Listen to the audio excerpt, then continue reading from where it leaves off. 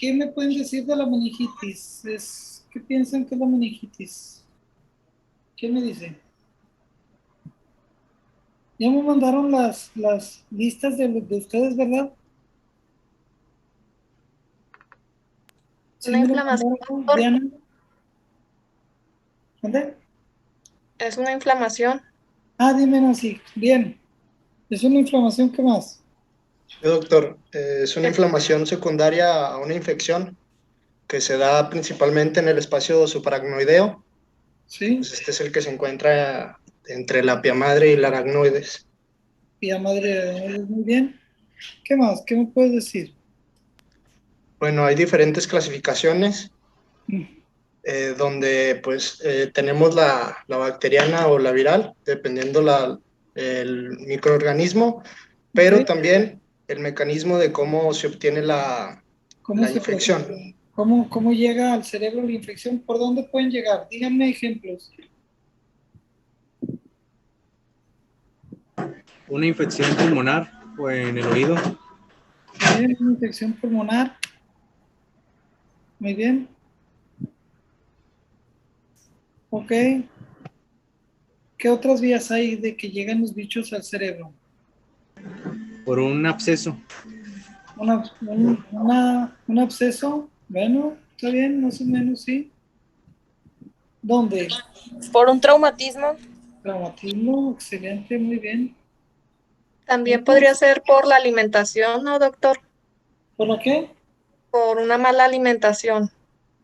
Una Por mala ejemplo, alimentación. carne contaminada y que llegue una infección. Sí, sí, hay algunas enfermedades, pero una infección, ¿cuál? ¿A qué te refieres? ¿Cuál? Está bien. Es poco común, pero ¿cuál sería? ¿Está bien? Sí, hay algunos alimentos que predisponen a eso. Las salchichas, por ejemplo, ¿a qué predisponen? Los lácteos. ¿Vale? Pudiera ser neurocisticercosis. Una es la neurocisticercosis por comer vegetales sucios, ¿verdad? O comida no bien preparada.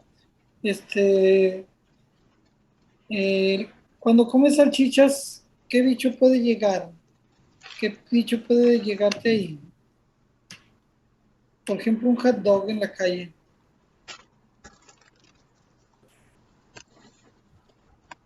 Es Listeria monocitogenes. Excelente. Listeria. Se llama romboencefalitis. Afecta una parte de los ventrículos cerebrales. ¿Ustedes ya llevaron neuroanatomía? Sí, Sí, doctor. básicamente, ¿no? Bueno, ¿es una enfermedad leve o es una enfermedad preocupante, una infección del cerebro? ¿Qué piensan? En el Es cerebro. preocupante. Preocupante. Muy preocupante, ¿no? Si es una infección bacteriana, si no hubieran antibióticos, ¿cuántas personas se morirían? ¿Quién sabe? Prácticamente sin antibióticos, casi el 100% se morirían. ¿Sí? Ok. Sin embargo, los antibióticos cuando rompan los bichos se presenta una inflamación muy grande y a veces se les tiene que poner esteroide antes de dar el antibiótico, sobre todo en las neumonías por estreptococo neumonía, ¿sí? Entonces, hablando de los bichos más comunes bacterianos, ¿cuáles son? Díganme unos dos, tres bichos que produzcan neumonía, que produzcan meningitis, adquirida en la comunidad. ¿Quién me dice? ¿Listeria? ¿Eh? ¿La listeria?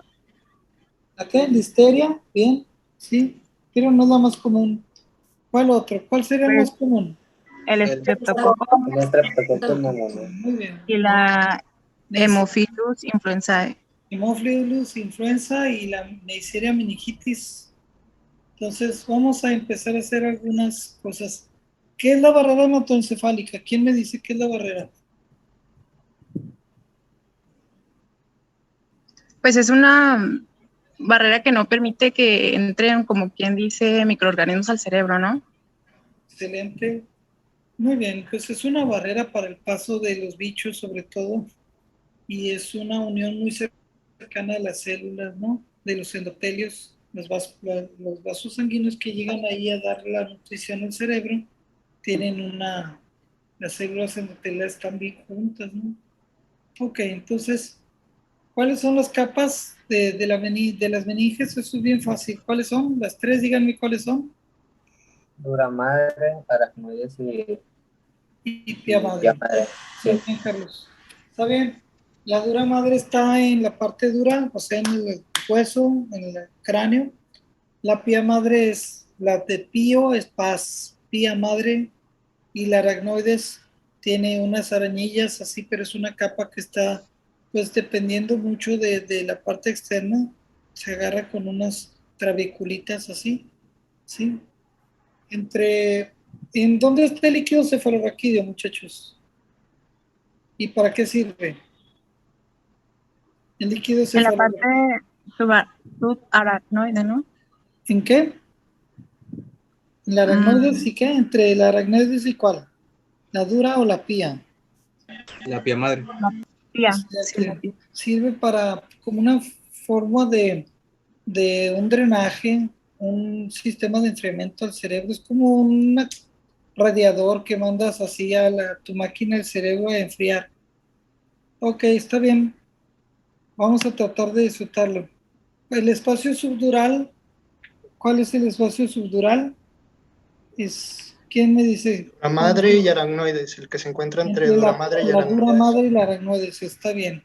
¿Qué tiene ese espacio subdural? ¿Qué tiene? Venas cerebrales, bueno, a nivel encefálico, venas cerebrales. Sí, ¿y qué tiene ese espacio? Espacio subdural, ¿qué tiene? Está hueco, no hay aire, ¿sí? Eso es importante, no hay líquido, no hay aire, está en vacío. Ustedes ponen una gotita cuando hacen la punción, pasan la dura madre, se chupa la gotita, se va para adentro y luego ya saben que están en la espacio subdural y luego ya un poquitito más van a penetrar a la aracnoides y la aracnoides se siente al pasar la aracnoides como que rompes una cebollita con una brocheta. ¿Quién ha hecho brochetas que pones así el alambrito y le metes la cebolla? Así se siente. Bueno, ok. Esas son estas son las membranas que ven en el libro. Este es el hueso. Esta es la dura madre. Esta es la aracnoides. Este es el espacio subdural. Este es el espacio subaracnoideo espacio, porque está abajo de la aracnoides. Y aquí va el líquido cefalorraquídeo, central system fluid, líquido cefalorraquídeo, cerebro espinal fluid. Esta es la pía madre y está la corteza cerebral. Cualquier inflamación de estas meninges va a afectar un poco a la corteza cerebral. Entonces, cuando nosotros hablamos de esto, es importante conocer las partes porque de aquí van a salir toda la sintomatología. Si no conocemos esto, desconocemos qué es una meningitis. Entonces, aquí empieza la ciencia. Espero que la disfruten. ¿Sí? Ya dijeron ustedes que es la barrera hematoencefálica, más o menos. Dicen que es una barrera de células que impiden el paso libre de cualquier cosa al cerebro. Entonces, en los vasos sanguíneos que vienen por este espacio subaracnoideo, ¿sí? En las plexos coroideos, etcétera, donde se produce líquido cefalorraquídeo, los vasos sanguíneos vienen, las células están muy pegadas y no permiten que difundan muchas cosas tan fácil, ¿sí? La permeabilidad limitada del sistema nervioso central en sus vasos forma una barrera fisiológica, porque es un vaso menos permeable, que es llamado por lo mismo barrera hematoencefálica. Esta barrera protege al cerebro de los patógenos que nos invaden y de sustancias tóxicas. Sin embargo, la impermeabilidad del sistema nervioso en sus capilares no solo confiere un efecto de protección, también evita la entrada de inmunoglobulinas, de complemento y de antibióticos, lo cual hace que una infección del cerebro sea muy peligrosa. Entonces, pasa un poco de aquí de los vasos sanguíneos, no se dilata tanto el vaso sanguíneo para que lleguen tus defensas ahí a pelearse aquí a estos, ¿sí? A líquido cefalorraquídeo, etcétera. Entonces, por lo pronto, si un patógeno alcanza la barrera hematoencefálica, las defensas iniciales del huésped están afectadas, están medio debilitadas, lo cual explica una progresión rápida y serios pronósticos en estos casos. Entonces, son enfermedades que a menudo amenazan la vida, ¿sí? Son infecciones que generalmente, ¿sí? Son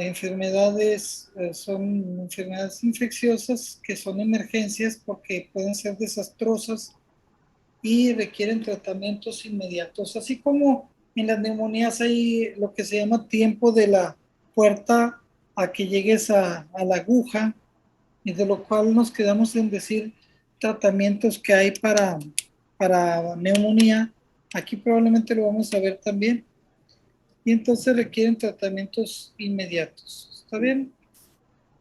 Ahora, ¿cuáles son las infecciones principales de otras partes del cuerpo que llevan a una meningitis bacteriana?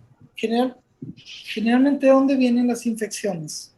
¿De qué otra parte del cuerpo vienen? Y que desembocan en que tengas una meningitis bacteriana. ¿Quién me dice? Puede ser por una sinusitis, una endocarditis. Una sinusitis, muy bien, excelente. Sobre todo una sinusitis frontal se te puede meter, o una sinusitis, o sea, una sinusitis frontal te puede afectar al lóbulo frontal. Una meningitis, muy bien. ¿Una qué dijiste? Una sinusitis, ¿qué más, hijito? Una Endocarditis. endocarditis, una inflamación del corazón donde las bacterias las estás aventando, claro.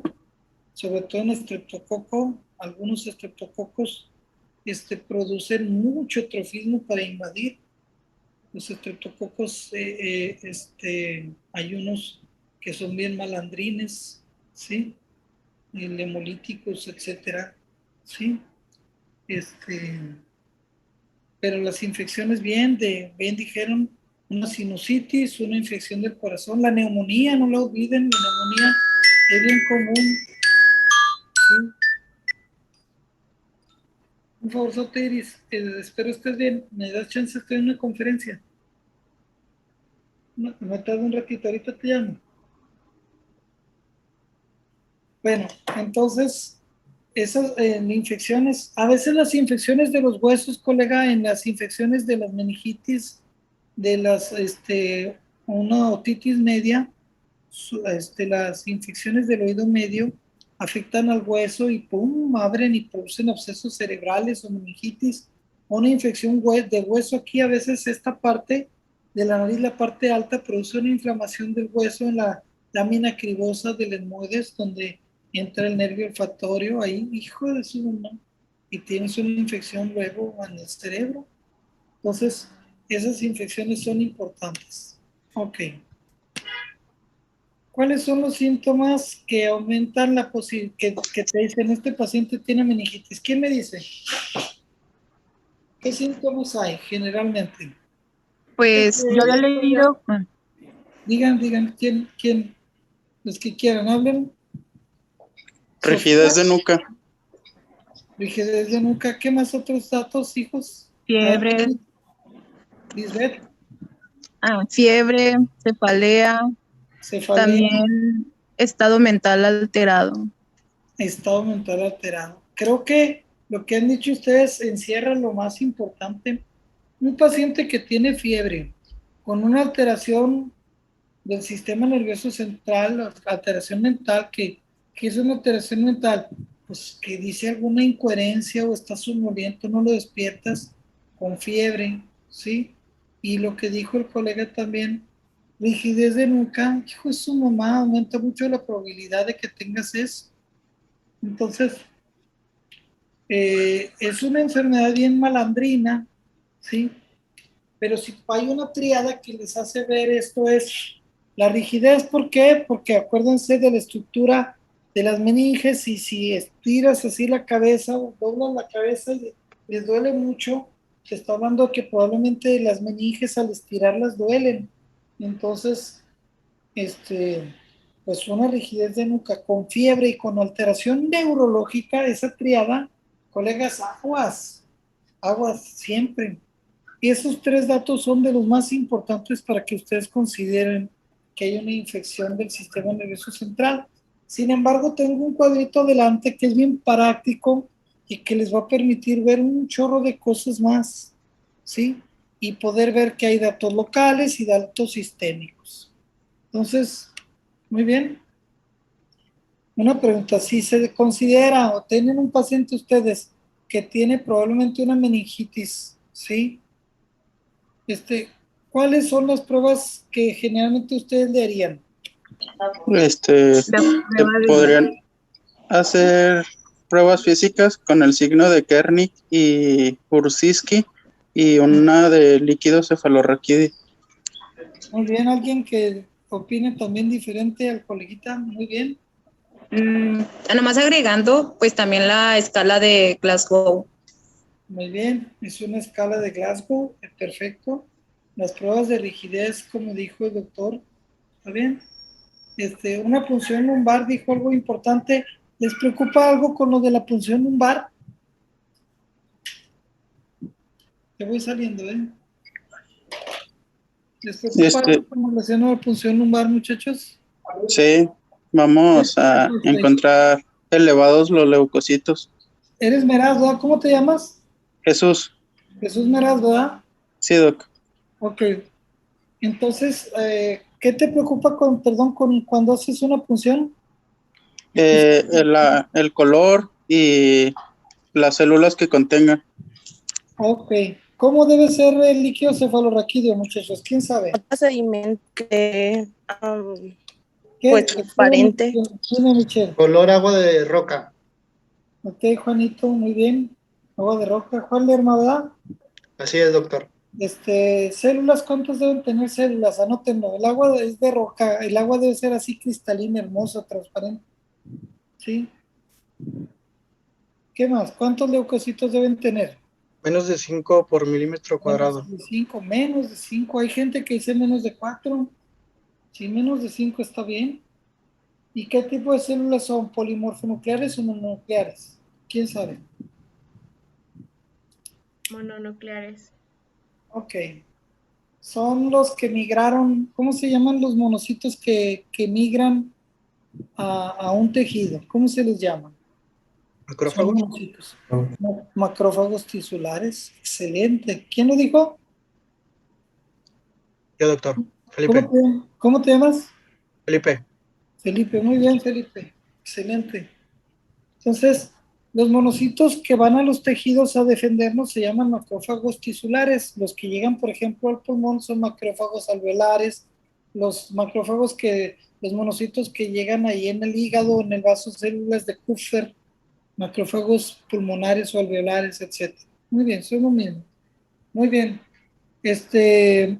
La punción lumbar, entonces debes tener un líquido transparente con pocas células. ¿Cuánto tienes de glucosa, Dos tercios partes de la glucosa sérica, o sea, entre 50 y 75 Ándale, miligramos. entonces si la glucosa de ustedes en estado normal es de 120 o de 100, vamos a ponerlo en 100, pues deben tener más 2 tercios de lo que hay. 2 tercios sería más o menos 66.6. Entonces de 55 a 70 por ahí más o menos es lo que traen de glucosa. ¿Está bien? ¿Y qué piensan cuando la glucosa está muy baja?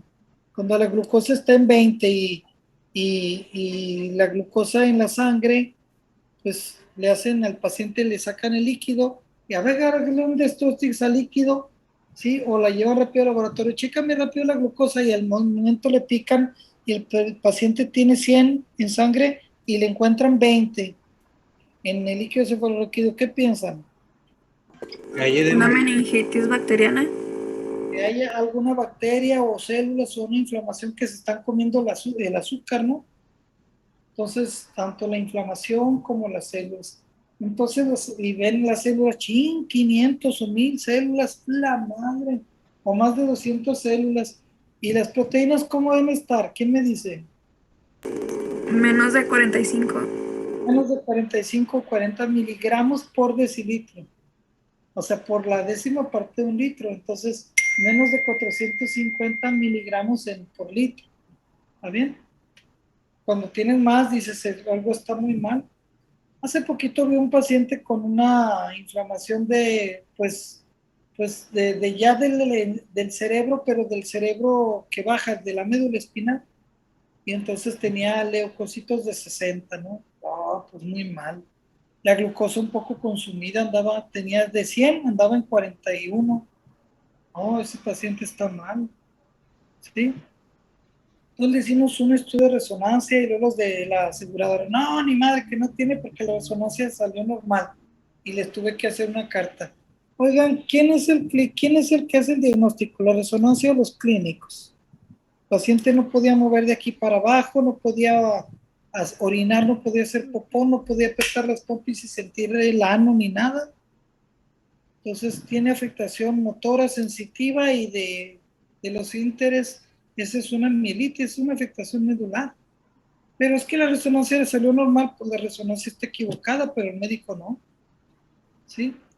¿Quién es más importante, el médico o el laboratorio o los rayos X? El médico. El médico. Los médicos de rayos X son importantes, sí, para ayudarle al clínico. ¿Sí? Los médicos que están o los químicos que están en el laboratorio son importantes, sí, para ayudarle al clínico. ¿Sí? Cuando veamos COVID van a ver las aberraciones de los diagnósticos en las pruebas para hacer diagnóstico de COVID. ¿Ok? Entonces, muy bien. Está bien, han dicho bien que le hacen un líquido cefalorraquídeo, las pruebas de rigidez de nuca, etc. Muy bien. Ok. Las características del líquido cefalorraquídeo es viral. ¿Cuál diferencia hay entre las virales y las bacterianas? ¿Quién me dice? ¿Cómo está el líquido de una bacteriana y cómo está, a ver, en color? El color que es agua de roca, ¿quién afecta más el color agua de roca, las bacterias o los virus? ¿Quién me dice? Bacterias, Muy bien, ¿por qué? porque tienen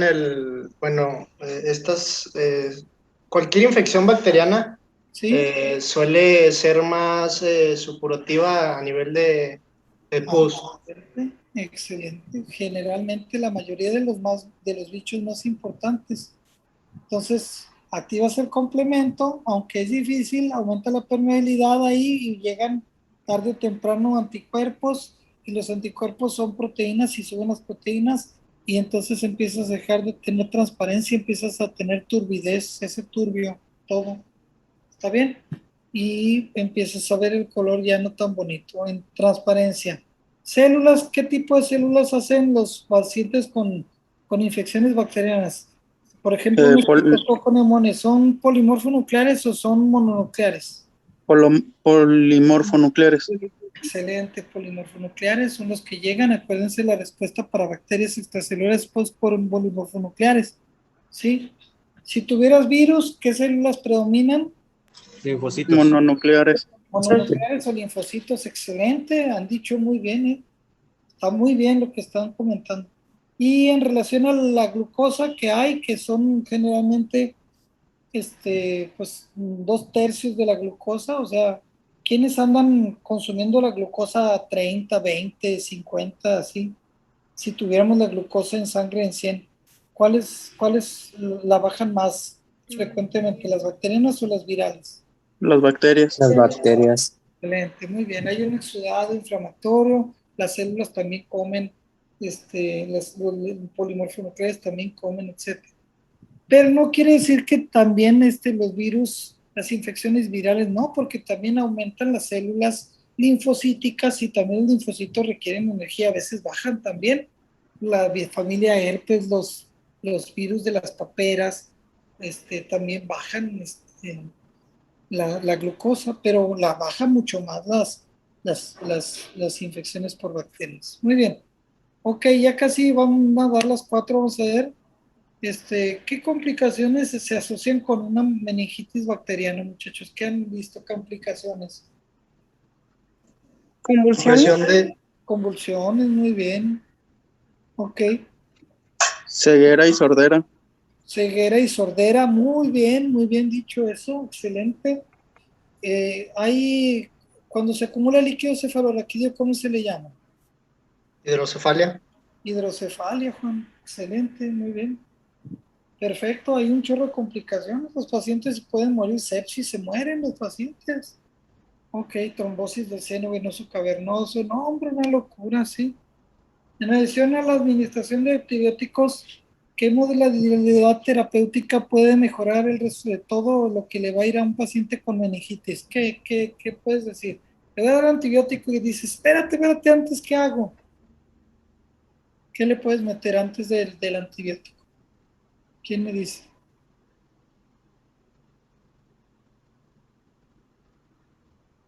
Aquí sí son los esteroides, colegas, no sufran. Aquí una dosis de esteroides antes, hijo de su madre, les ayuda mucho a que no tengas una inflamación intracraneana importante. ¿Está bien? Yo creo que aquí lo vamos a dejar porque ya me pasé de las 4 y no le quiero faltar el respeto al compañero, ya se lo falté. Entonces, sigan estudiando de este libro, viene todo y espero que lo van a disfrutar. Gracias, muchachos, ¿eh? Gracias, doctor. Gracias, doctor. Que tenga buen día. Igualmente, gracias, cuídense. Gracias.